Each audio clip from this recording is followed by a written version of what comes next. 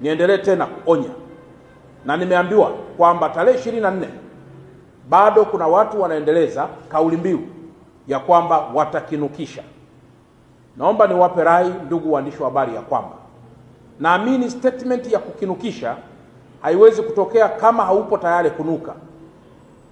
Statement ya kukinukisha haiwezi kutokea hata kidogo kama haupo tayari kunuka.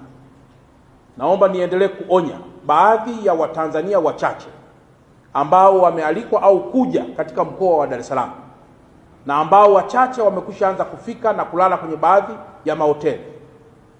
Moto wa kisheria utashuka kwa nguvu zote dhidi ya wale wengi au wachache watakaodhamiria kuharibu hata kwa namna ndogo sana amani ambayo imekwisha jengwa ndani ya mkoa wa Dar es Salaam.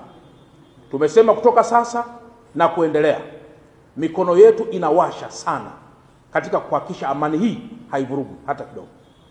Tumefika wakati tumeanza kuleta mizaha ambayo si taswira njema kwa taifa letu. Tunafanya mizaha ya kutafuta sympathy kwa mataifa ya ndani na mataifa ya nje.